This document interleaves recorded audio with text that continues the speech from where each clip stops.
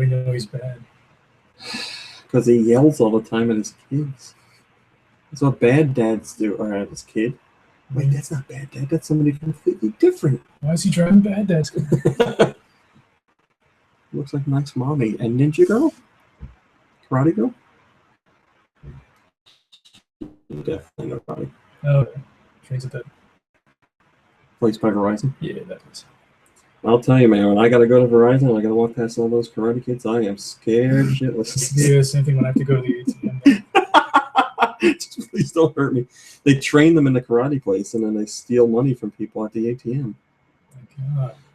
How do you think that place stays open? That guy's getting a cut of the profits. It's just like the Foot Clan. They train all these street toughs. Yeah, like Raphael, the big jerk. All right, let's do this. 3, 2, 1. Go Nintendo podcast webisode. I don't know, 479. The Rodham podcast, one that I actually know. I'm thinking you know, right? No? Yes? Nope. No. Rodham is a dual-type electric/ghost Pokemon. While is not known to evolve While it's not known to evolve into or from any other Pokemon, it has the ability to possess the motors of certain appliances and change forms. When it does not possess an appliance, it is a normal Rodham and is electric ghost. When it possesses a microwave oven, it becomes a heat Rodham and it's electric/fire. When it possesses a washing machine, it becomes wash Rodham and is electric water. When it possesses a refrigerator, it becomes frost Rodham as an electric ice. When it possesses an electric fan, it becomes fan Rodham and it's electric flying. When it possesses a lawnmower, it becomes mow Rodham. So it's like a poltergeist. And is or electric a Pokegeist. Oh, I like it. If you're wondering, there's all the things I just described. Oh, okay. I just assumed those were its advanced forms. Yep. It's definitely a washing machine. Yep, he's a jerk. Depending on the game, its form can be changed at will in Rodham's room in Galactic Eterna building. Blah, blah, blah, blah, blah, blah, blah, blah, blah. Rodham has a body of plasma and is shaped like a lightning rod. This is a whitish blue aura of electricity around it that forms lightning bolt-shaped arms. It has teeth, and its unique blue eyes have a dividing line across them. As seen in the anime, Rodham will often pull pranks on unsuspecting people. So that's right. Rodham has the ability to enter and control appliances. Starring in Platinum, it also has 5 extra forms, which we discussed. Rodham's eyes and electric aura will change colors, and it gains differently shaped aura appendages when it changes form. Red with oven mitts for heat Rodham, blue with clothespins for wash Rodham, purple with lightning bolts for frost, yellow with air curls for fan, and green with a ripped strip as mow Rodham. There you go. It's number 479, one of the weirdest ones I've ever heard of. Really? There are a lot of weird ones, but I knew this guy. I just didn't know who did this. It's a electric ghost Pokemon, or a Pokegeist, as Kirby said. Hello, everybody. Hello, Cedar and Kimmy Newt and Link Triforce and Fire Flame and Squishing and Red Dragon and Booster Cuckoo. No Mom Brain today. Mom Brain tomorrow. Well, she might be here just later. Tomorrow is Mom Brain's first ever half marathon. She's been training for it for a year now. Next week, the race is tomorrow, but next week is actually her 1-year anniversary of starting her couch to 5K. And I received 5K a while back because a half marathon is something like 13.2 miles or something like that. I wish what's his face? I wish Joe Shabadoo was in here because he knows all that stuff. But next week is her 1-year anniversary, and this week she is doing her half marathon. So she's out there getting her bib number and all that jazz and checking out the course for tomorrow. Should be good weather, just a little windy and a little cold, but no rain, so that's good. So she's out doing that, and maybe she'll be back later on in the show. I'm not sure. We shall find out. But Kirby's here. Hey. Lube says he can't make it because he is working. His schedule at Walmart is back to working on the weekends. For like the next 4 weeks, he won't be on the podcast. But after that, it switches back again, and then he'll be on the podcast. So I forget, are these Frankenstein hours or yes, Dracula hours? They are Frankenstein hours. Okay. Because we are playing Destiny late at night on Mondays, and that means he has to work Tuesday late at night. So we stay up all night Monday. Then he sleeps most of the day Tuesday, and then goes into work at night. There's something else I was going to say. I don't know, whatever. This week was NPD, so we have that to look forward to. Kirby, you're going to have to guess by yourself this time. Oh, boy. Not too much in the way of huge news this week, but we will cover what there was. Also, hello, Guy Bonds. I want to say thank you to everybody following the GoNintendo Instagram. We are just shy of 7,000 people. That's pretty damn great. So if you would like to see what we're doing on Instagram, just check out GoNintendo on Instagram. Just search regular old GoNintendo, all one word, and we will pop up. It's our logo. We posted that creepy Pokemon picture that we posted on the site yesterday. Nintendo or Pokemon Company is teaming up with a famous horror manga artist to create a whole bunch of creepy Pokemon images, and that's the first one. So if you want to be given nightmare fuel, you can go on Instagram and check it out if you missed it yesterday. We should get Rodham in there somewhere. Well, they're doing a whole series, so I'm sure there's potential for that. Hello, Mysticoy. Man, it's a regular who's who of the podcast group today. You know, like a mother can be like sticking her head into the washing machine, but it's really Rodham, and he's about to like bite down on her. I like it. So yeah, there'll be more of those soon. I don't know if they're going to get officially released in North America, but doesn't matter. We can see them anyway. All right, this week's news. What we have? We have Xeodrifter's Dev Diary number 11. And this one looks at the making of a trailer because, as we discussed last week, the official trailer launched, and it just so happened that the Dev Diaries lined up to discuss the creation of that trailer.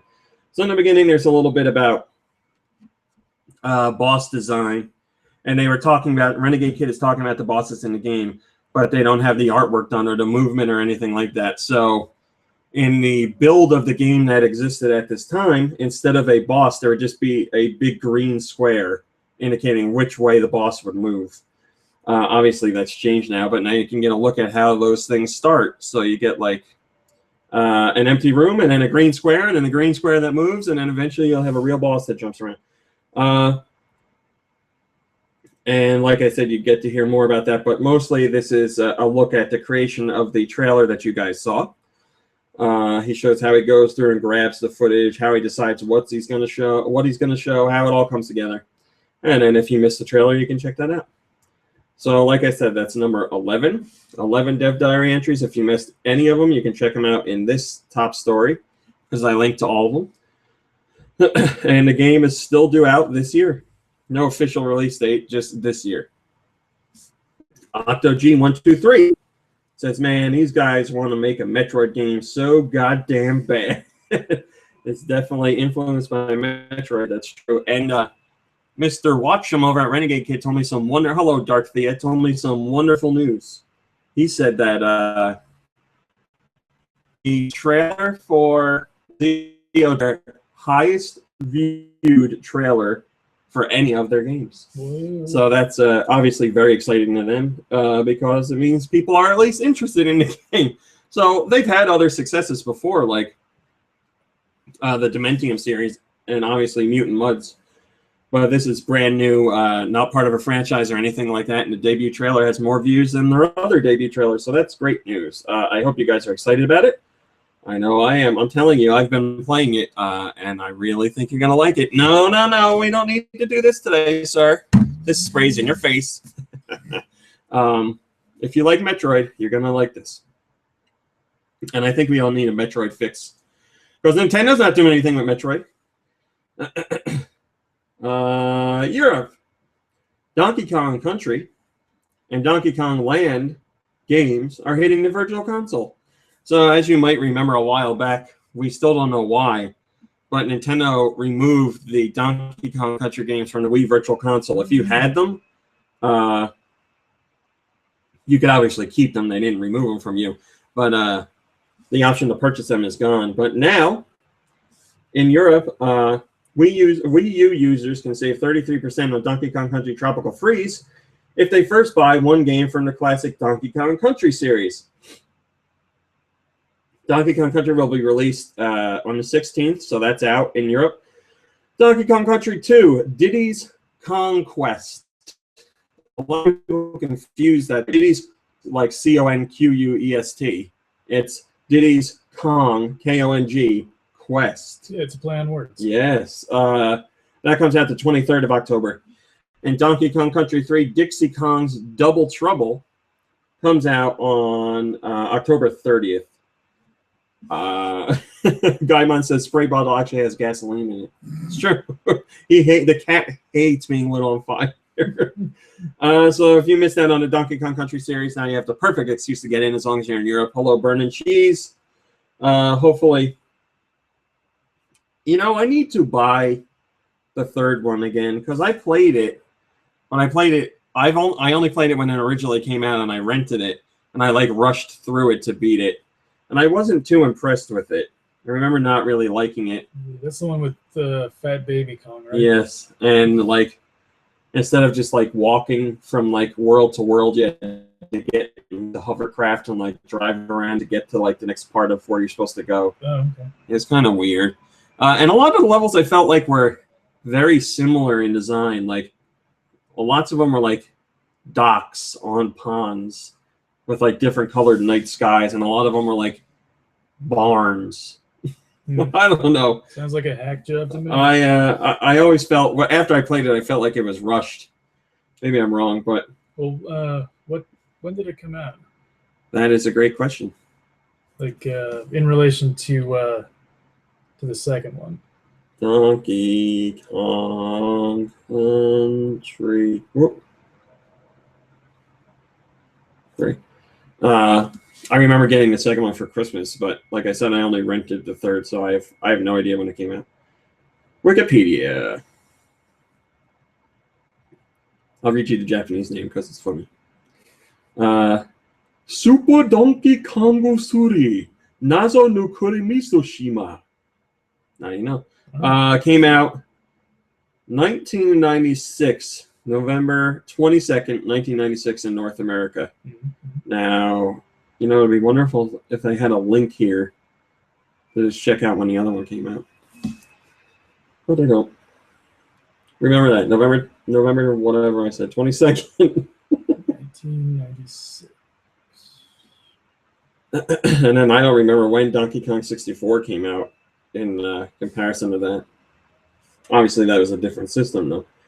Donkey Kong Country 2, Diddy's Kong Quest came out November 20th, 1995, so only a year before. I should look into that and see if there was some sort of rush development or something happened, because I don't feel it's up to snuff with the other ones. But like I said, I need to play it again. So that's your Donkey Kong Country stuff, but you can also get Donkey Kong Land. Donkey Kong Land was released this week in Europe on the 3DS Virtual Console. Donkey Kong Land 2 comes out on October 23rd, and Donkey Kong Land 3 on October 30th. I never played Donkey Kong Land 3. I played 1 and 2. I need to change that. So there you go, Europe. Hopefully you're enjoying your various Donkey Kong Virtual Console games. Oh, yeah. How come it's just Europe getting them? I'm sure they'll announce it here, just not yet, unless they did this week and I didn't even see it. Yeah. Casey44 says, "Yay, such awesome games. This pleases my..." My Diddy's? That would have been great. He chose banana. Oh, okay. But my Diddy's would have been great. Master of Monsters online right now, so I'll read his comment. He says, he quotes Casey44 and says, "Well, that's appealing." Get it? Because it's a banana. They're appealing him off the sidewalk. Europe, this week's digital downloads. What did Europe get? Lone Survivor, the Director's Cut. Lone Survivor, the Director's Cut is a new kind of adventure where the choice of how you survive is up to you. Sneak through without firing a single shot, or kill everything in your path. Eat and sleep well, or resort to drugs to keep going. Search for survivors or try to escape the city alone. Look after your mental health or descend into madness. Lone Survivor is a game where your choices genuinely matter. This extended edition of Jasper Byrne's horror masterpiece expands Lone Survivor's deep story with hundreds of tiny new details, more locations, more dialogue, and more side quests, more items, and even 2 completely new endings. Lone Survivor, the director's cut, is really the ultimate version of this acclaimed game. And when they say it's an acclaimed game, they mean it. It did get a lot of attention when it came out first. And now the Wii U's got the director's cut. Hyrule Warriors, the Master Quest pack is now available. What's in that? 5 new Legend Mode scenarios, a new Adventure Mode map with 7 new 8-bit weapons and 16 new alternatively colored costumes, a new weapon type for Link, it's Epona, and 2 new costumes, the Guardian of Time costume for Lana and Sia. Donkey Kong Country, we said, Pac-Man and the Ghostly Adventures 2. We don't need to read the definition, the explanation. Special offers, Donkey Kong games, we already said. Steam World Dig, that's on Wii U. Squid's Odyssey, TNT Racers Nitro Machines Edition, Gravity Badgers, and Trine 2 Director's Cut. I didn't make it a top story, but I will say that Trine, the entire franchise, has now sold upwards of 7 million copies. Oh, that's across all versions that released, all platforms and everything, but that's quite a milestone for Frozen Byte, so congratulations. 3DS eShop got Pac-Man and the Ghostly Adventures 2, Survivor Heroes. The Survivor adventure, just like you were there. Customize your hero, explore the island to gather precious resources, manage your energy levels, tribe camp, and popularity. Take on the opposing tribe in the famous immunity challenges. Win the Survivor adventure. So I guess this is like the TV show Survivor? Oh, I guess so. I mean, is the word Survivor trademarked? It doesn't say that here. Winx Club, Saving Althea, or Althea? I don't know. Join the Winx as they prepare Althea for its upcoming anniversary. Jump, evade, evasion, and puzzle your way through the adventures as your favorite Winx characters. Who's your favorite Winx character? I have to admit, I completely forgot that this was a show. How dare you? Hello, Nintendo. Get ready for the anniversary party and save Althea from the Selena IRC right now. I need your favorite Winx Club members. I need to know who you're playing as and who you're excited for. Adventures of Lolo. One of my favorite classic NES games is now on the 3DS Virtual Console. Donkey Kong Land, which we already said. Spinner Mario, Spinner Bowser, Spinner Peach, and Spinner Rosalina. These are all brand new themes on the 3DS eShop, or on the theme shop. So if you would like a new theme for your 3DS, you have these options now as well. And this comes with the background music from Super Mario Galaxy. Special offers, the Donkey Kong games, Steam World Dig on here as well, Squid's Odyssey, 4 Elements, Azada, Hidden Expedition Titanic, Luxor, Mystery Case Files, Dire Grove, Ravenhurst, and Return to Ravenhurst, Secret Mysteries in London, Conception 2, Children of the Seven Stars, the Star Babies game, and Snow Moto Racing 3D. So lots of stuff. Hopefully some stuff you are interested in. No favorite Winx Club member. I'm a little disappointed. We're all talking to Dan about his new 3DS. Who's your favorite Winx member? Mr. Smart Guy. Selena. That's the only other name in the press release. Casey44 says, loads of good things this week. Makes up for last week. This pleases my barrel. Club Nintendo, the new digital rewards available. These are up for grabs for special prices until November 16th. Wrecking Crew on the Wii U Virtual Console. Kirby's Dream Course on the Wii U Virtual Console.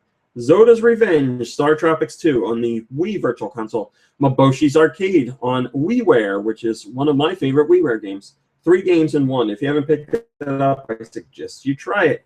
Bulma's Panties has joined the IRC. Kersploosh is 3DS price. Brain Age, Express Math, Kid Icarus, 3D Classics Kid Icarus, and the original Donkey Kong.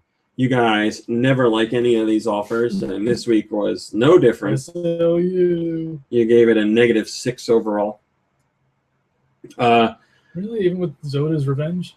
I guess because they have it already. Oh yeah, that makes sense. Moldy Clay says, I missed Zoda's Revenge last time.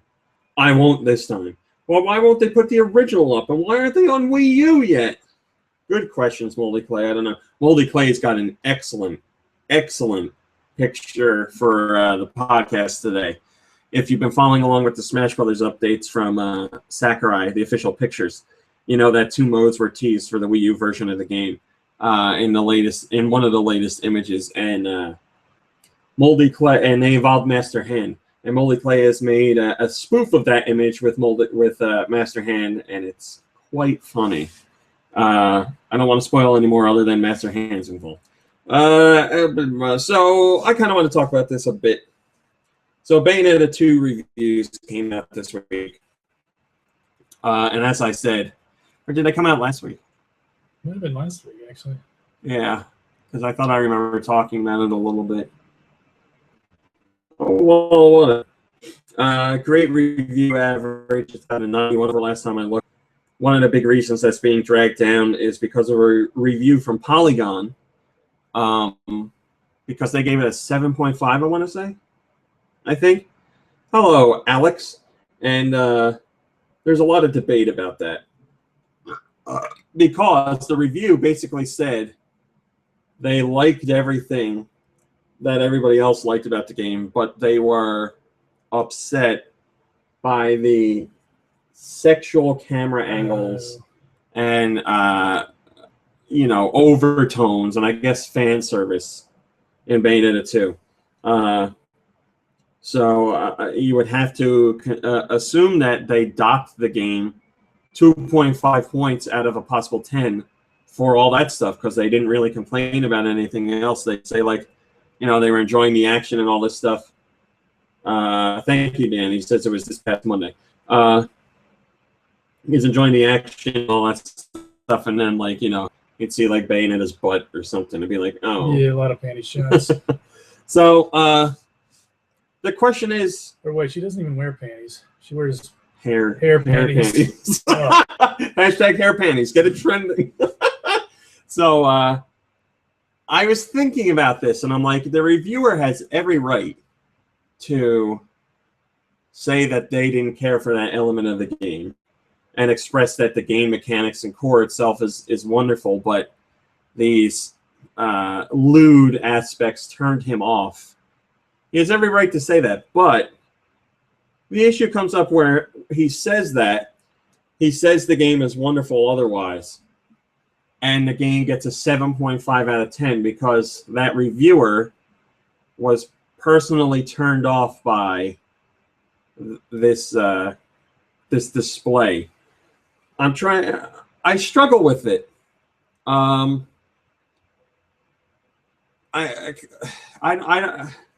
problem comes up when you include scores on reviews. If the review was just there with the text and no score, then that'd be fine. But for someone to be like, sexual content I don't care for, minus 2.5 points, that, I don't know, that doesn't seem right to me. And like the viewer doesn't have every right to say they don't like that part. That's completely fine. That's part of a review. You think he just took off too much? For those yeah, reasons? That's the other thing. Like, how do you decide? Like, boob shot, all right, that's a minus 1 point. Butt shot, that's minus 1.5.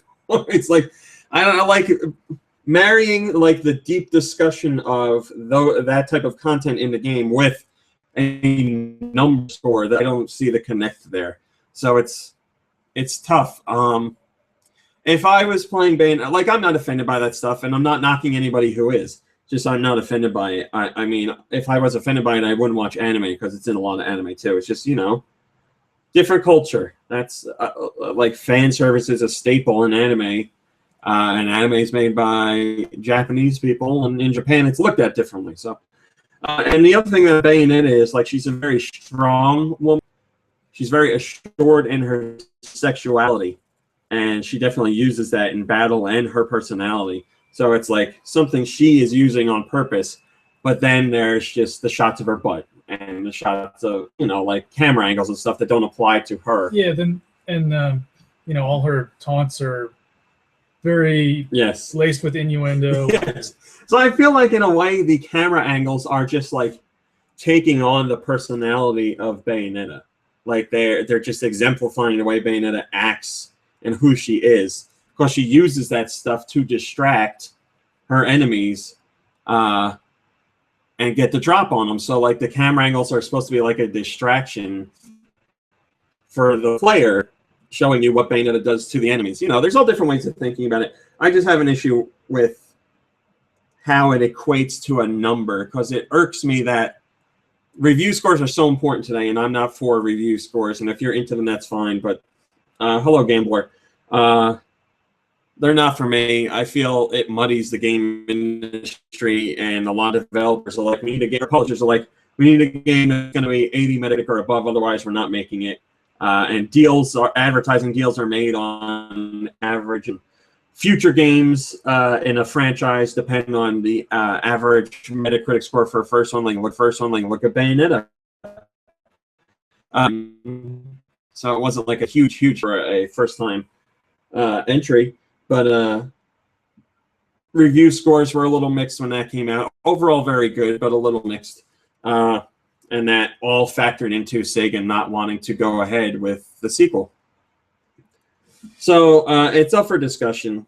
There's obviously a lot to talk about. There's no right or wrong answer. It's just it's one of the big reasons I do numbers on. It's very tough. Like that's the stuff I really think about. And like I said, like you know, say somebody's playing The Evil Within. And I haven't played it yet, but let's say, for the sake of argument, there's no sexual content in there. But obviously, there's a lot of violence. Like, let's say Bayonetta it has over-the-top violence, obviously, but there's a lot of gore and blood. Like that wasn't a detractor for the person that reviewed it to get the negative points. So, like, I think it's taking too much of a personal opinion and applying it to the score. Obviously, reviews are personal opinion, but when I do a review, I look at like the mechanics. How well they hold up, how the game controls, audio, and visual in general. And I might not like the way a game looks, but I won't factor that into the overall review. I'll say that, but I'll say that's just me, though. Or like... Yeah, and I mean, the reason I think a good example is I was able to enjoy the first Bayonetta game as much as I did because I tried really hard to ignore how ridiculous the whole story and the whole concept of wearing a hairsuit is. Yeah, the whole game is over the top. Every aspect of it. The characters, the violence, the sexuality, the settings, the story, all of it. Yeah, instead I just focused on how fun it was as an action game. Exactly. And like I said, I really am not poo-pooing or talking down to people that don't like those aspects. That's a valid feeling that you are more than welcome to have and voice and share. Just how that plays into a review and more importantly a score is something I really struggle with, and I don't think there's a way to do it. But yeah, like violence, violent. We hear a lot of complaints about sexual content. We don't hear a lot of complaints about violence, and I can't remember the last time I saw a review for a really violent game that docked the game points because of the violence. Yeah, I don't know. I can't think of any. Maybe it's because we're in America where sex is bad, but violence is good. Yeah, exactly. Yeah. And like I put up a whole end of day thought about it to talk to you guys and see what you thought. I discussed my reviews and different approaches from different reviewers, and obviously I talked about my time watching anime because that there's a lot of the same things going on in anime. And some of it, I never watch an anime and I'm like, you know what really made that good? The fan service. I really like it. Like, I love Kill La Kill. I think Kill La Kill is a fantastic anime. It's beautiful to look at, like very, very well drawn. The colors are gorgeous. The story is completely ridiculous but fun. Very well choreographed action scenes. Lots of great characters. But it's full of fan service. And that's just part of anime. I mean, that is the vision that the people behind it wanted to put out there. And it's not me. It's not fair for me to be like, you shouldn't have that in there. That's not I cannot like it. That's fine, but to say it's wrong to be in there is not correct. But I love Kill la Kill, even with all that stuff. And I know that makes a barrier for people too. Some people like see the first, like, panty shot or like boobs, under boob or something, and be like, oh no, I'm not watching this. And it hurts me because I'm like, if that stuff wasn't in there, maybe these people would watch this and like it, but that's their cutoff point right there. Like my mom won't watch Hannibal because she finds the idea of cannibalism too disgusting. Like she's like, it freaks me out too much, I can't do it. And I'm like, you would love this show if you just give it a shot, but she can't get past that. So yeah, I can understand that. Yeah, it's not like cannibalism is a pleasant thing, but it's part of the show. Casey44 says, all right, so the review I was talking about was from Polygon. And like I said, this wasn't a witch hunt. I wasn't out to say like Polygon was wrong. No pun intended. And yes, this wasn't an Umbrum witch hunt. I wasn't out to say like go harass Polygon or anything like that. There was already enough harassment that day, but I wanted to have like an honest, interesting conversation with it about you guys. So Casey44 says Polygon just wanted views on their page, so gave a worse review and gave any excuse they could for a lower score. I'm not going to say they do that. I know a lot of people don't like the reviewer behind this review, and I also know that a lot of people say that Polygon does lower scores just to get attention on them. And I will say that overall their review scores are lower than other outlets. I'm not saying they're doing that to get attention, but I could see people noticing that review scores are lower, sure. To me, it doesn't matter if she's sexualized, like you say. I'm used to that sort of thing in anime. One of the most recent animes, Kill la Kill, has a very strong female lead that is sexualized, but I think they did it right like Bayonetta. They showed it but didn't make it the center of the attention. Like, hey, here's her boobs. I say as long as it's classy and not obvious, here's boobs, well, then it's fine. This pleases my scissor blade from Kill la Kill. I'll read Master Monster because he's online right now. He says, I'm not a fan of Kill la Kill for various reasons, but I agree with the sexualized parts and whatnot in that Bayonetta, while obviously working as a sex object does it in a good way. Really, it is so over the top in being silly that it is just that, silly. Many anime focuses on the ecchi, I believe it's pronounced ecchi, I don't remember which way it said, that they lose focus on everything else. But Bayonetta manages to make incredible gameplay experience aside from the smexiness. They have done a very good job at it with both games, it seems. Like I would say there are some anime that do it, but Bayonetta does do an excellent job of making that sexual aspect like an important theme for the character. Like, it's not like they're just showing boob shots and butt shots, and Bayonetta has nothing to do with any sexual personality or anything like that. But like, Bayonetta is a very overtly sexual person, so it plays into it. Also, it's kind of funny how her adversaries are sort of like this, are sort of like representing, like super conservative, yes. uptight, Christian zealotry. Yeah, I mean, you could look at it on the surface and say this is a crazy action game with nakedness and over the top everything. But there's definitely reasons and why that's all going on. There's definitely things to read into. Hello Vash and hello Al Twisted N or Twisted M. It says Dan says Polygon is not a great site though. They had a great start, but many of their features rub me the wrong way now. I would agree with their features rubbing me the wrong way. I'm not going to say that they're a good or bad site. But I will agree some of their features, I read them and I struggle to see where they're coming from. But I like having these discussions. So like I said, this is a debate that will go on forever, and there's no right or wrong answer. I just felt it was interesting to address it. Thank you to everybody that actually hopped in there and left comments. We had a good discussion going. All right, Pokemon Omega Ruby and Alpha Sapphire lack trainer customization. And if you are wondering, random battles are here to stay for the franchise. This is coming from a US Gamer interview with Junichi Masuda. He says, in terms of the customization of the trainer, that was really kind of a special thing for the Kalos region, which featured this kind of motif of France and really focused on this beauty and fashion aspect, which is why it was a prominent feature in Pokemon X and Y.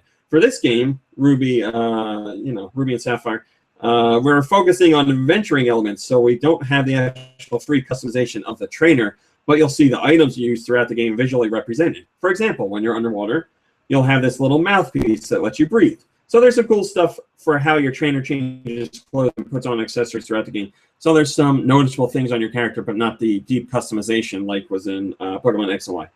Random encounters go back to the idea that different kinds of play exist. I think there's these core categories of play. You have competition, imitation, and the element of surprise or excitement.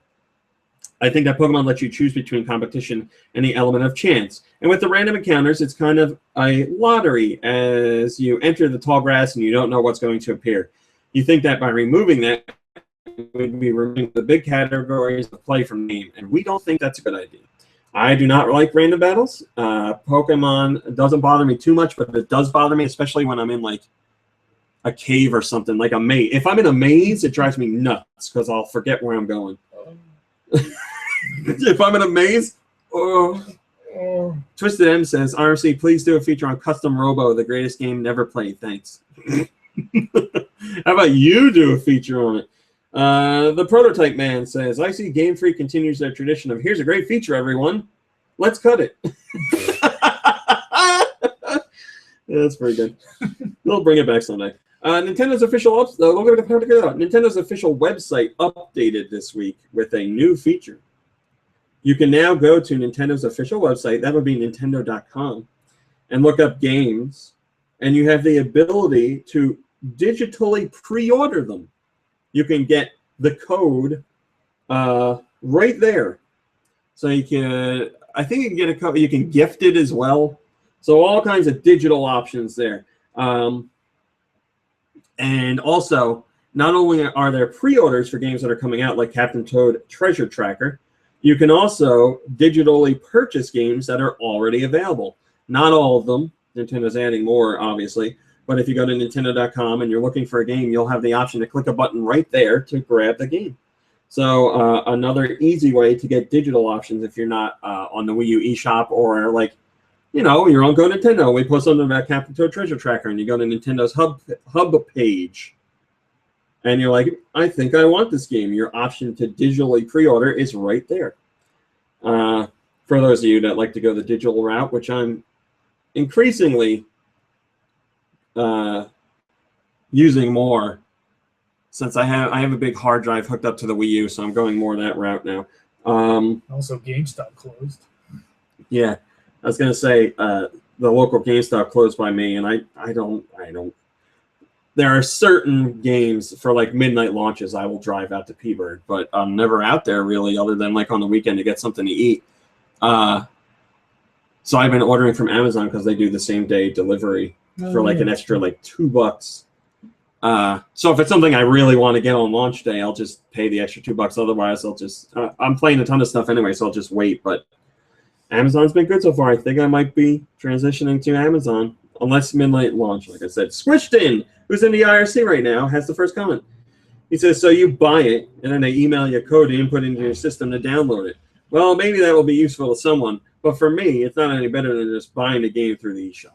Well, it's good to have options is the lesson here. And you could send, like, I don't know, your mom and dad or your boyfriend or girlfriend an email and be like, hey, I want this game for Christmas. It's coming up. And they could buy for you right there. Especially if they're not game players and aren't, like, using the Wii U and going on the eShop. It'd be a lot easier to email them a link to a website where they click one button to get it done. Hello, Dark Thea, who logged out and logged back in. Game Freak is open to supporting Amiibo in the future. So if you have dreams of the Pokemon franchise utilizing Amiibo, now we know that there is a Pokemon game on Wii U that used NFC stuff, but Amiibo is Nintendo's like franchise big entry into the world of toys, and they're saying it's more of a platform than what is this asshole doing? There's more of a it's more of a platform than just the toy. So Game Freak is open to the idea of using it in the future. They say you might be aware that Pokemon as a brand used NFC for Pokemon Rumble U on the Wii U. Not in the exact same way as that, but if we can find some really cool way to use Amiibo in the future and add some new type of gameplay, then I think we'd definitely be supportive of this. When you make that noise, are you like rewinding? Yes. It helps me clear out my mouth so I can get back to where I was. Casey44 says, this is exactly what we want to hear. It's a gold mine for Nintendo. This pleases my Pikachus. Yeah, I'd be surprised if there weren't more Pokemon games that used Amiibo in the future. Excuse me. What is this weird thing? This is so weird. The way you like slinked over to you. Oh, I hope you're watching the show because you're seeing a special moment right here. Magi's combing my mustache. Famitsu, they have sales details on the new 3DS and the new 3DS XL. How did the launch week go? Well, it went very, very well. The new 3DS sold 61,000 launch week, and the new 3DS XL sold 172,332 units. So the Japanese public were far more interested in the 3DS or the new 3DS XL over the new 3DS. And also out that same week was Monster Hunter 4G, which we'll know as Monster Hunter 4 Ultimate in the States. And that sucker sold like crazy, selling 1.6 million units in that week. So a very great start. That is, I believe they said roughly 80% of the initial shipment. So that first shipment will be gone by the third week, I would guess. Casey44, man, he is racking up the first comments this week. Says, please bring the new 3DS to Europe and America. So want one and will buy day one. Happy for good sales in Japan, though they're always good. This pleases my Monster Blade. Yes, great week. This week's worth of 3DS new 3DS sales in Japan was very close to what the 3DS sold at launch in Japan. So that's great to see. And hopefully we'll see similar response here and in Europe. Are you trying to get as close to this thing as you can? Yeah, he wants that air. Oh, that's right.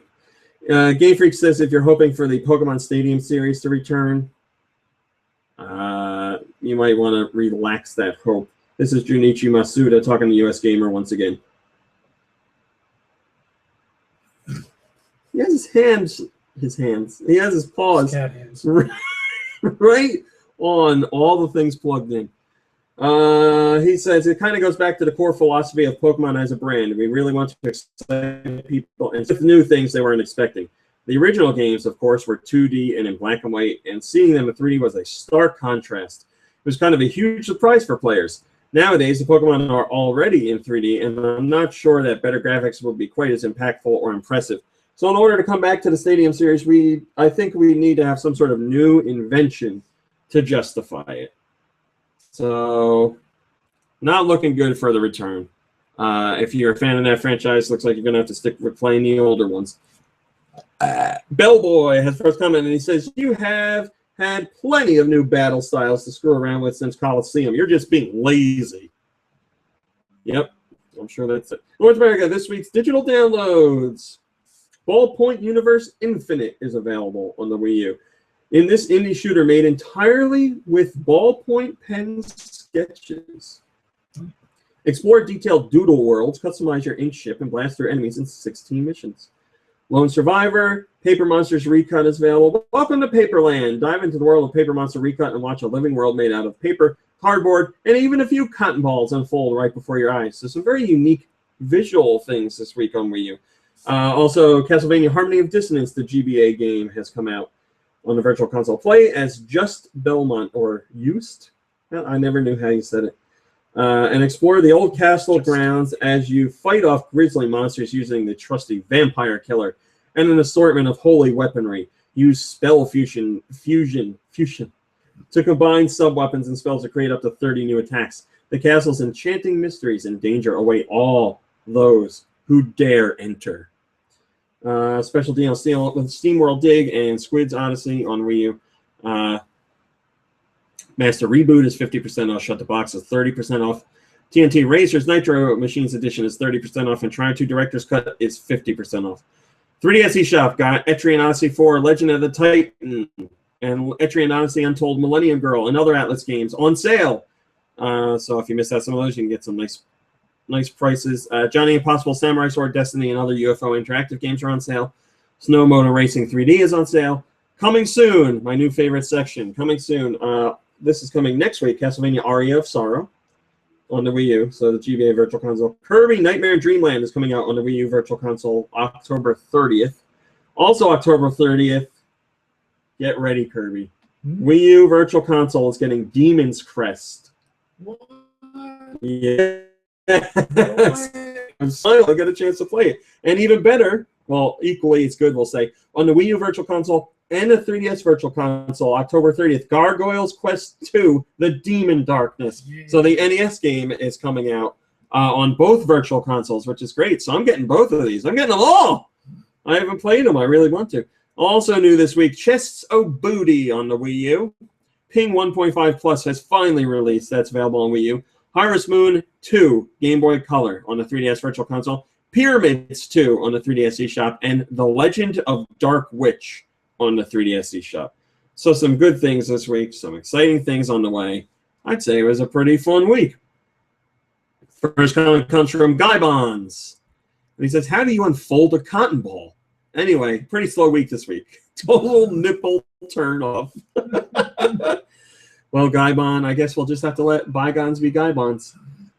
Sakurai teases an upcoming Smash Brothers Wii U announcement. This comes from Mr. Sakurai claimed that an announcement, possibly via a Nintendo Direct, that's going to highlight some exclusive features of the Wii U version of the game and show off the true potential of Smash Brothers. And I think we might have gotten a sneak peek at what that might be, because this week Amazon leaked out some details through their retail listing of Smash Brothers Wii U. It seems like there's going to be some sort of virtual board game to play, which would only make sense with the Amiibo figurines. Master Monster says, as long as Ridley is shown in some form, I'll be happy. And even if this is just a Smash Direct, it would be nice since there doesn't seem to be any major directs coming soon. Well, we'll see, my friends. We will see. We heard some news on various sales at Nintendo because this was NPD week, and whenever Nintendo puts out a press release, that means they have good news to talk about. So, Smash Brothers 3DS launched on October 3rd, and with only 2 days worth of data included in the NPD for September, so only 2 days worth of data. The game still managed to take the #4 best-selling software SKU for the month by selling 705,000 units. So in 2 days, the game sold over 700,000 copies, and more than 135,000 of those copies were sold through the eShop. So a nice bit of, we'll say, 1/7 of the eShop of the sales for the game were through the eShop, which is great.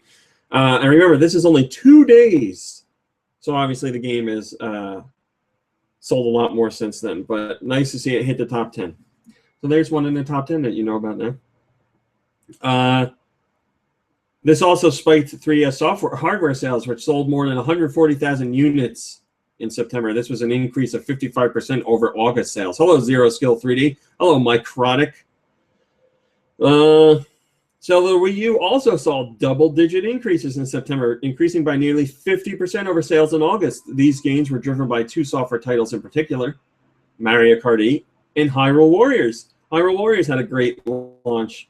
It launched on September 26th, and in that time, it sold 190,000 combined units in the U.S. alone. So the goal for the game was to sell 1 million copies. Koei Tecmo said that's their goal for the game, so it's well on its way. Mario Kart 8 sold nearly 60,000 combined units in its 5th month on the market, bringing the total U.S. sales alone to 1.2 million. So good news for Mario Kart as well. And remember, 1.2 million is a lot when you consider that there's, like, I don't know, 6 or 7 million Wii U owners out there in general. So we'll put the game. And then they say there's a great lineup of games on the way for Wii U. Before the year closes out, including Bayonetta 2, Smash Brothers Wii U, which Bayonetta 2 is October 26th. Smash Brothers Wii U is November 21st. Captain Toad Treasure Tracker is December 5th. And Amiibo launches on November 21st alongside Smash Brothers. And they remind you that other great games are coming early in 2015, including Mario Party 10 and Yoshi's Woolly World. And the 3DS is getting big games soon, obviously. The big game for the holiday season for 3DS is Pokemon Omega Ruby and Alpha Sapphire. That's November 21st as well. So November 21st is Amiibo, Smash Brothers Wii U, and Pokemon Omega Ruby Alpha Sapphire. So that's going to be a big day for Nintendo fans. Yes, my nails are painted. They are black. One of my friends painted them black. They need a touch-up, though. I'm so embarrassed. Adult Swim had a Bayonetta 2 commercial. Oh, really? I was like, that's great placement. That's a really good spot for that commercial to air. Are they like a sponsor? It wasn't like a Adult Swim specific commercial. You know how they do some of those, but they were airing the commercial multiple times during Adult Swim programming. Yeah, I don't think awesome. I remember ever seeing a commercial for the first game. I don't at all. Casey44 says, that is great news. Loving the game and can't wait for the Wii U version. This pleases my little Mac. Wait, that don't sound good for me. Oh, I want Smash on Wii U so bad. North America, is it just? I don't know if it's United States or North America. I should. My toenails are not painted. Sorry, G-Man, sir. We have our NPD numbers for whatever they're for. Top 10 for September 2014. Kirby, would you care to guess? So Smash Brothers is number 4. So that's one of them down already. Okay. Destiny? Destiny is number 1. You started off with number 1. Congratulations. Sold the most on Xbox One when you don't consider the PS4 bundle. PS4 was second, then 360, then PS3. Okay.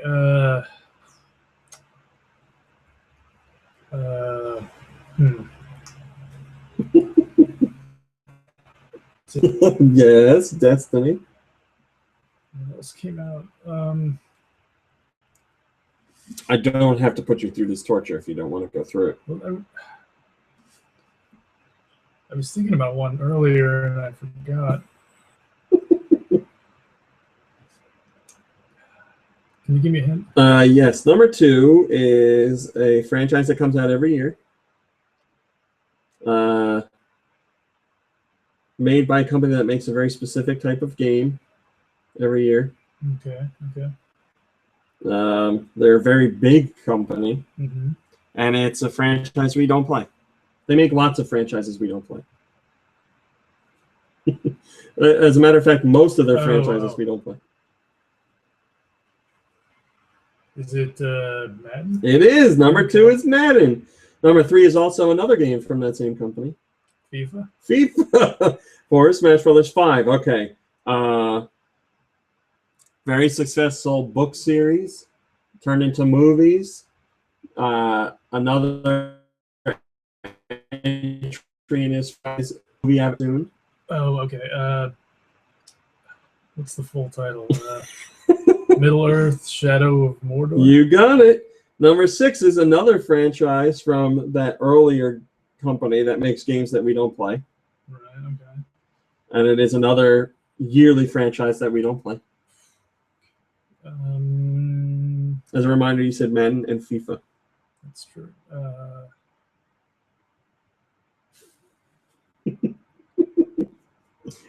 What else do they make? It's another sport.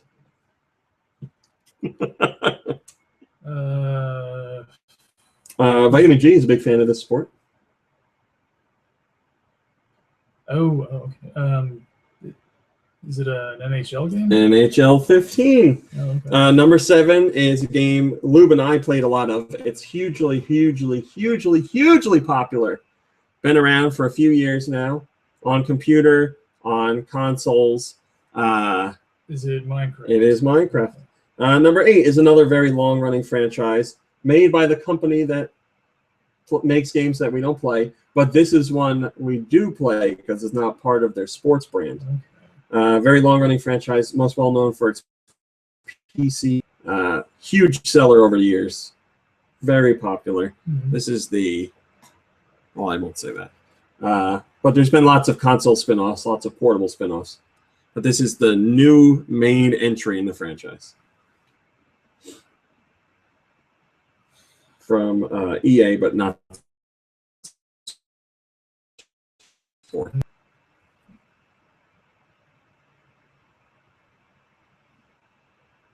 I don't know. I'm drawing a blank. It is The Sims 4. Oh, right. Number 9 is the franchise that only exists because Skylanders is out. This company was like, we should do Skylanders, but not with Skylanders. Disney Infinity. Disney Infinity 2.0. And then number 10. Another franchise known for its PC following. Received a console port. This is the 3rd entry made by, I don't even know what to say. Vitamin G played a game on the computer from this company, and he played it a lot, but he didn't play it with us. Apparently, he got really into it. Oh, okay. Same company, but different game. Same company, different game. This is the 3rd installment.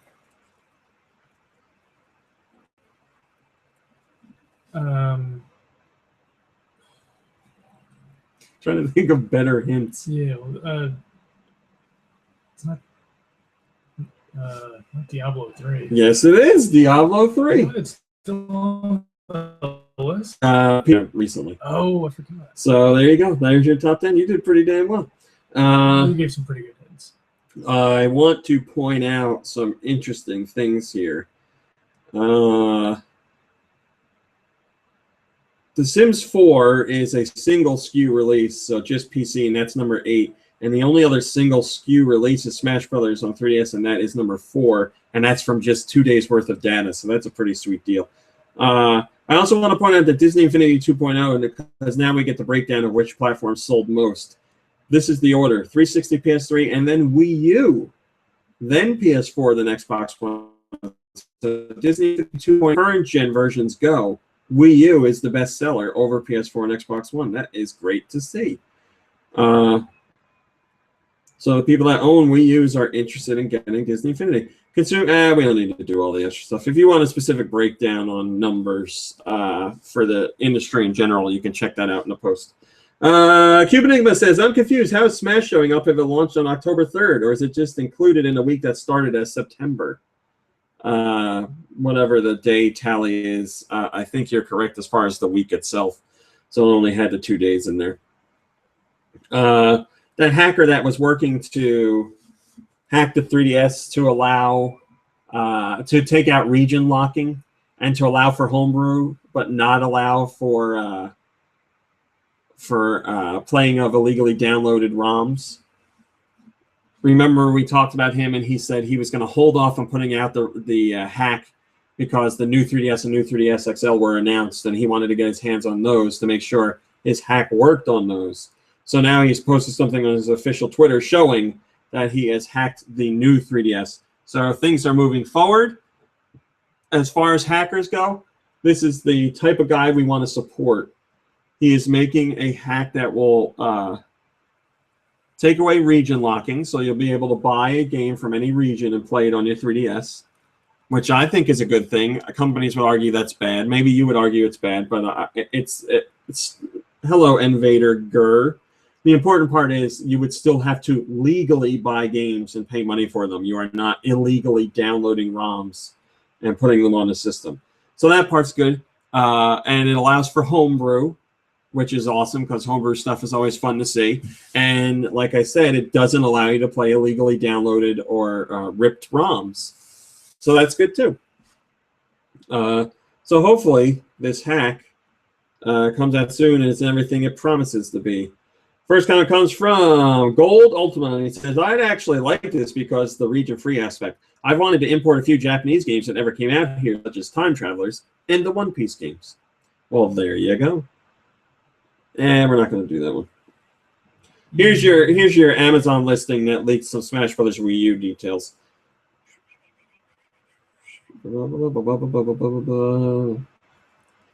Whether you're creating stages on the gamepad, competing in challenges crafted by Master Hand and Crazy Hand, or outwitting your opponents in a brand new board game mode, there's no doubt the Ultimate Smash Brothers game has arrived. So there you go. Amazon's listing mentions some new details in there, and I am pretty excited for this board game idea. I like that a lot. Maybe you'll travel around a virtual board game and you'll land on a spot that'll be like, I don't know, Fight 10 Diddy Kongs, giant Diddy Kongs, and if you win, you get to stay on the spot. And you get like I don't know what the hell it's going to be, but I like board games, so I'm excited.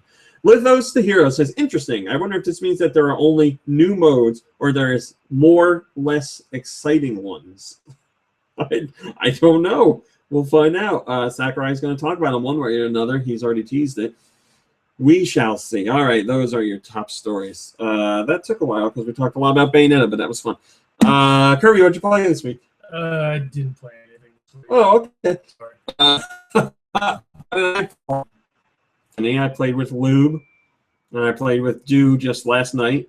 I'm like stuck on a level 25. I am slowly chipping away at moving past the level 25 character, and I'm like very close to having a breakthrough and being able to buy something that'll help me get higher. So I'm going to try that tonight, and fingers crossed it goes well. But I'm having fun. I was thinking about this. The Master Chief, whatever the hell it's called, Master Chief Collection on Xbox One is coming out. And I was like, I love playing Halo, especially with friends. And I love playing Capture the Flag and stuff like that. And that's a lot of online fun. But then I was thinking about it. I was like, you know, I like Destiny more because Destiny like gives me a reason to keep going back. Like I'm fighting to gain stuff, and I'm Oh, that's right. It's exploring got to earn stuff. Yeah. So like there's more of a motivation to return to it. And also worth noting, I only know one other person with an Xbox. Oh no, I know two people with an Xbox One.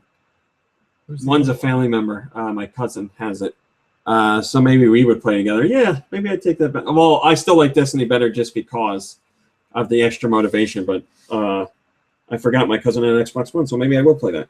So I was playing Destiny, played more Bayonetta. I played Fantasy Life. I'm continuing with Fantasy Life.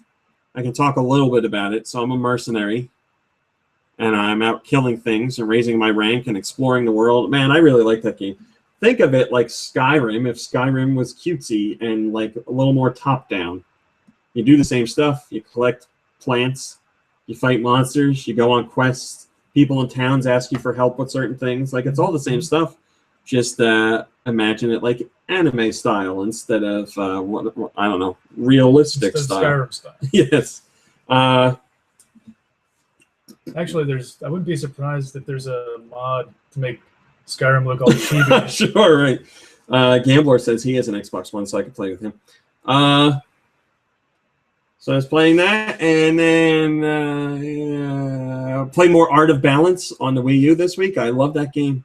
Check that game out if you have not. It's such a simple idea, but so well done and lots of fun and very addictive. And great for multiplayer if you get the Wii U one. So many control options and very easy for everyone to pick up and play. So I was playing that, and then last night I got a wonderful email. And it was an email from Way Forward, and it had a review code for Shantae and the Pirate's Curse. So I played a buttload of that last night. And I know whenever a Shantae game comes out, I'm like, this game's great. Everything's great. I love it. Shantae, man, they put a lot of time into it. Way Forward, I know Way Forward is a company that does amazing like sprite animations and stuff like that. They've gone above and beyond this time. It's some of the best sprite animation and design in general that I've seen. I was just standing looking at like candelabras a couple times because they not only do they look gorgeous, but they went through the trouble to fake animate them with light. So like the light flickers off the candles. It looks so amazing. But the game looks amazing in general. I don't know what you call them, the cut-in art for cutscenes, like the character art for cutscenes when you're talking to people, was done by, I want to say somebody from Inti Creates, the guys who did, who are working on Mighty Number 9 and more recently, or just recently did Azure Striker Gunvolt, and have worked on the Zero franchise before. So obviously more of an anime style, but they've done all the character art for those scenes where you're talking to people, and it's gorgeous. And not only that, it's in 3D. So, because it's Way Forward in a Shantae game, you see Shantae, her boobs are in 3D. Oh, yeah. But they're equal opportunity. No, they're equal opportunity. So, like, her boobs are in 3D. Or if she's stretching her face forward and yelling at somebody, her face is in 3D. Or if she's pointing at someone, that's in 3D.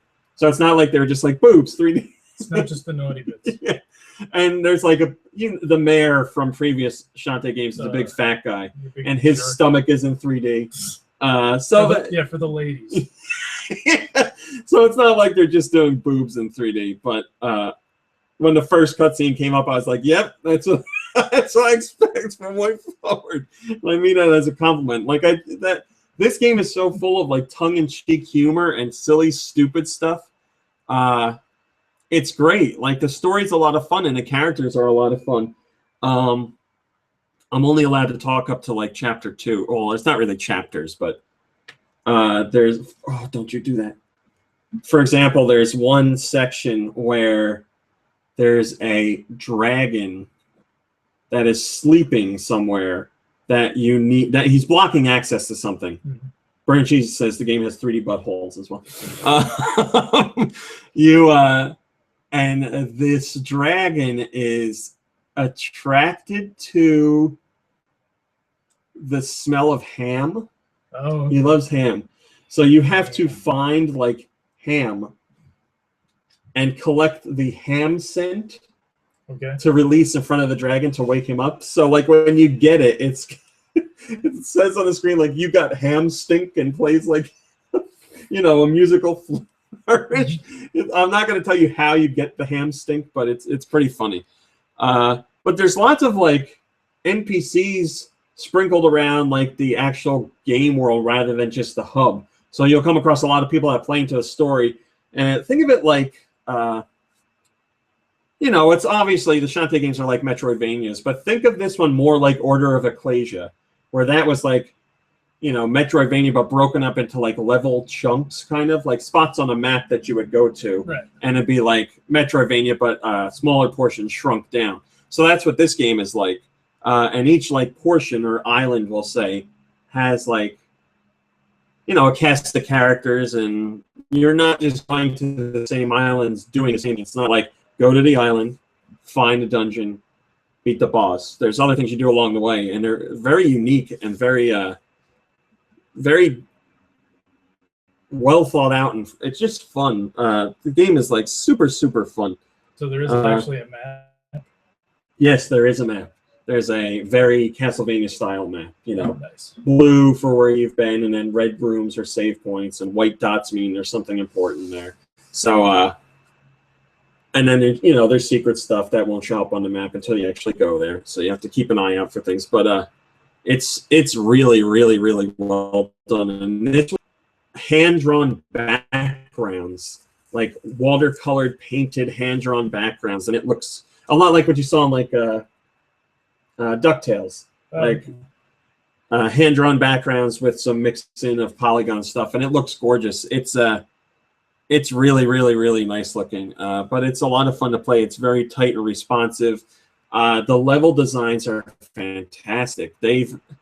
This feels like really, really fleshed out. Like it feels like they took what the 3DS allowed them to do, and they really ran with it. And that's why the game got delayed for like almost a year, because not only were they bringing it to Wii U, but they were like really expanding it.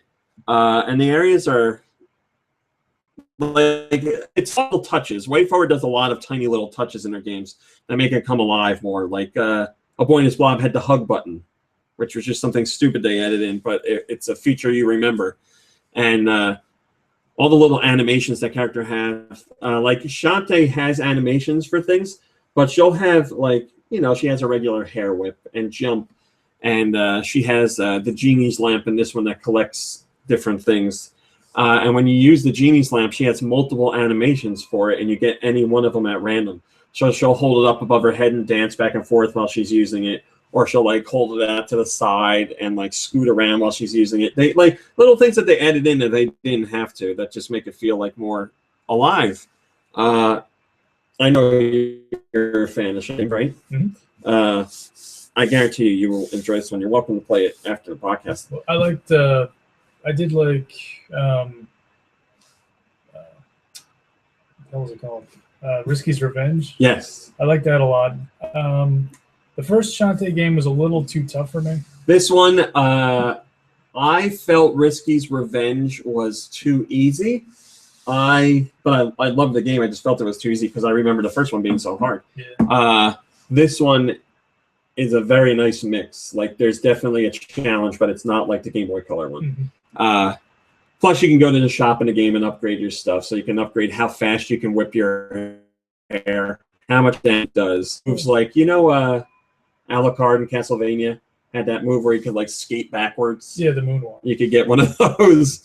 You can get other stuff too for like if you get hit by something really big, Shantae will like fly back and fall to the ground. You can buy an upgrade that lets you recover in the air. She'll like do a flip and land instead of getting knocked to the ground and have to shake it off. So there's little things to upgrade your character. But it's a blast. You seriously check it out. Check out the character trailers and the other trailers that are out there. I know the game's not available yet, but it's this week I think it comes out. So it's soon. Put aside some money for this one. It is a ton of fun. Plus, there's all little extra side stuff to do, like finding like baby squids. I guess they are. You know, Squid Boss from Shantae or from Risky's Revenge, the red guy. Yeah. He is back in this one, and there's like little kids all around. I don't think they're his kids, but they're like little baby squids that look like him. Yeah, didn't you have to do that in the other game though to get those hearts? I think it was to get like those oh, you're right. Yeah, you're right. Well, in this one, you collect for every 4 you get a brand new heart, a new heart container, and somebody in the town. It's terrible. You take them to this person in the town. They stack 4 of them up together. Then they take a giant like heated hammer and just smash them and like kill them, and you get like the essence that it turns into for all.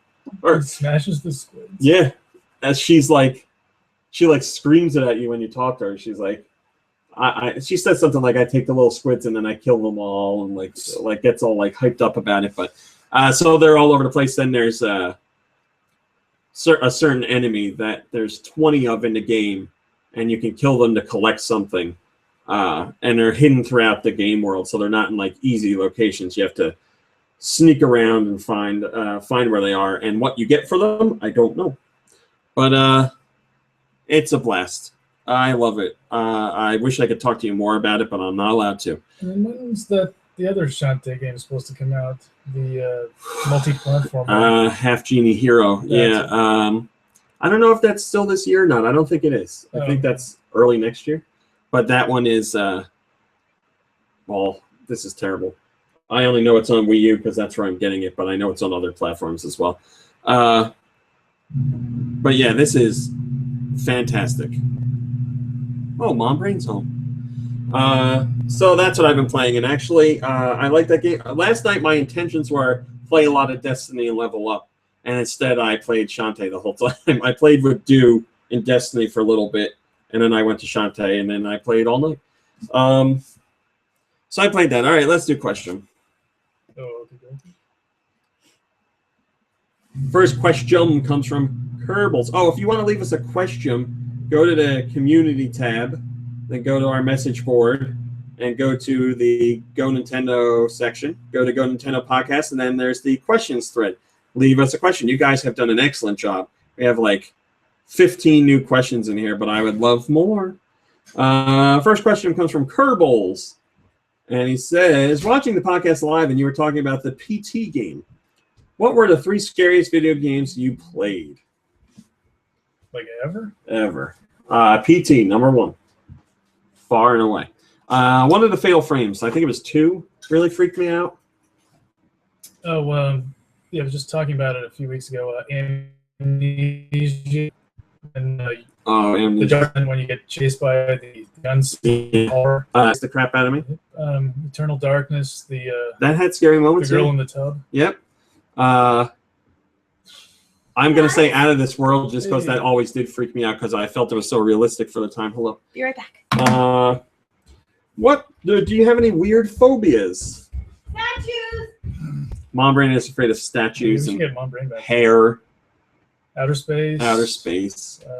Do I have any weird phobias? I guess it's weird because I don't consider myself a good driver, and I'm terrified driving places that I don't normally drive to, just because I don't trust myself. And everybody's always like, "No, you'll be fine." And the last time I did that, I was like, "All right," and then I hit a deer. So, I'm not like petrified, and I'll do it if I have to. It's just that it does make me nervous. I do get kind of nervous driving to somewhere you haven't been before. Someplace unfamiliar, usually like somewhere in the inner city. Yeah. Oh, forget somewhere it. where there's heavy traffic. I could never do the. Oh my god, you couldn't pay me enough money. Anything else? A weird phobia. What are you afraid of? I said I'm not. He's afraid of driving. Fond of driving. What? Do I have any other weird phobias? Having children. Children. Yeah. No children. Oh my god. Oh, blow my brain. What scared the crap out of you as a kid? I think I talked about this on the podcast once. There was an old BBC logo, or a logo that aired after not Sherlock Holmes, aired after. Oh no, wait, it wasn't the BBC logo. It was like Boss. Well, it was that combination with the lion logo for the BBC. I forget what it's my dad remembers. But it came on after Doctor Who. And when I was a little kid, the noise scared the crap out of me, and I still think it's scary. I used to like plug my ears and hide my face under a blanket when it came on. Yeah, my parents would be like, "It's coming, stop!" Change it. Yeah, actually, now that I think about it, there was like, I don't even know what the hell it's called. It's that old orchestra thing that just goes like dun dun dun. Yeah, I saw it on like some kids show like years and years ago, and it would always scare me. Oh, that's terrible. We're scared of such weird things. And maybe by the time you get this question, it could be Halloween. So what's your favorite Halloween costume you've dressed up as? My favorite that I've dressed up as? I was Matthew Lesko, that weird question mark guy from the infomercials. I dressed up as him. It's free! The government's giving away money for free! I just saw a Vice documentary about that guy, like a 10-minute long documentary, and I love him even more now. He's an amazing man. I was Rainbow Bright one year. That was cool. Is that your favorite? Yeah, probably. Kirby, your favorite? I don't really remember a lot of my Halloween costumes. I think... What's the QR code do? You can check like my bib while I'm running and Show whatnot. it to the camera. No, the camera's up here. My race bib for tomorrow. I think one year I actually went as Scorpion from Mortal Kombat. Oh, really? And it was great. I did it by like combining two different costumes that I'd used before. One was just like a ninja costume that happened to be like black and yellow, and then I had like this old like skeleton mask, this like plastic skull that had like blood dripping down it. And I just put that on and like put the ninja hood over that, and it worked out. Gambor says he's dressing as Walter White this year. Mr. Goy wanted to know if the Viacom one scared anybody. Yes, Viacom. Viacom. I like the Deke one. Deke. Mm-hmm. That one. And I like scary. the what was the one before He-Man? It was a good one. It was like a xylophone. Yeah. The Filmation logo. Yeah. Wow. It goes like. Wow. It's hard to do. I like that one. You did a good job with it. Depending on the response, that could go quicker, or you may want to split those questions over several podcasts. Anyway, cheers, Kerbals. Thank you, Kerbals. Thank you. Lots of good questions. And also, it tied in with the month. Okay, so questions. You leave your questions on the message board, please. Like I said, thank you. Send in music, although we don't have music this week. We send in your music to gnpodcastmusic@gmail.com. That is the letter G, the letter N, then podcastmusic@gmail.com. Search GoNintendo on Instagram. We're on there. GoNintendo.com is a website I do. You should go there. I think that covers all the bases. Thanks for joining us, Mom Brain. Is there anything in here? Yeah, peanut butter. Oh, peanut butter. That ain't no toot toot. Well, that is a funny story. I will tell on the after show. So thanks for watching and thanks for listening. I hope you had a wonderful week. I hope you're having a great weekend, and we will see you next week. Goodbye, everybody. Did you say happy birthday, Nikki Hall? No, we're not going through that again. He got his birthday. All right, so here's the funny story about Toot Toots. So, you know, my parents were, you were asking about the grocery list. Mm-hmm.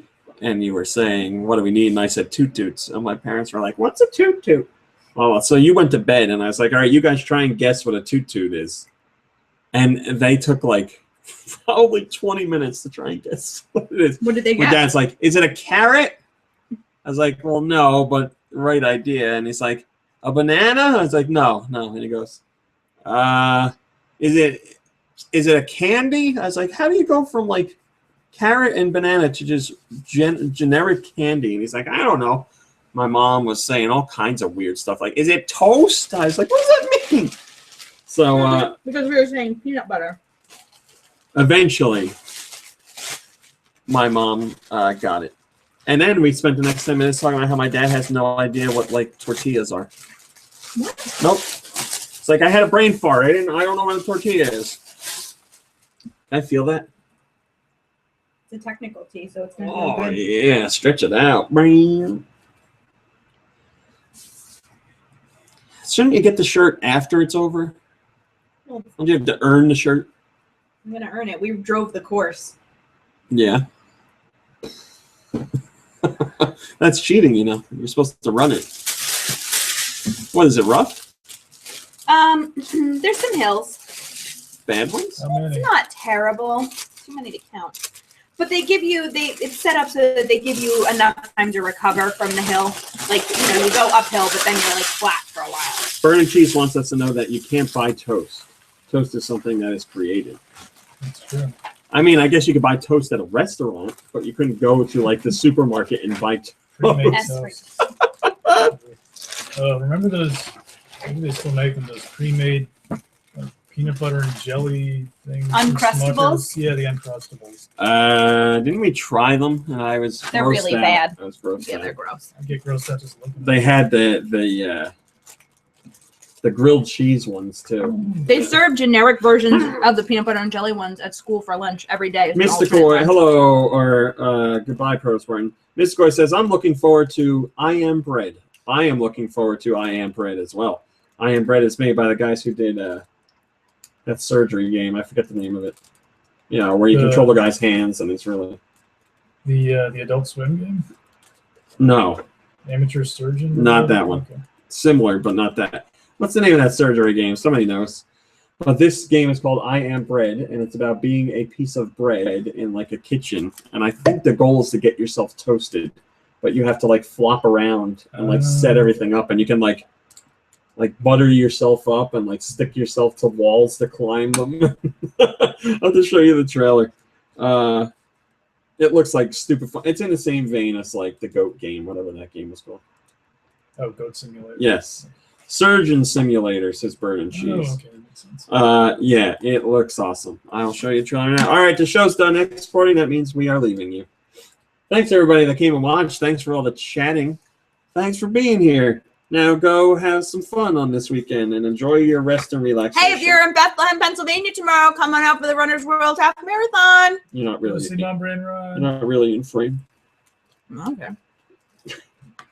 Thanks for watching. Thanks for listening. We will see you next week. Goodbye, everybody. Goodbye. Oh, rats. We're missing the ecumenical service.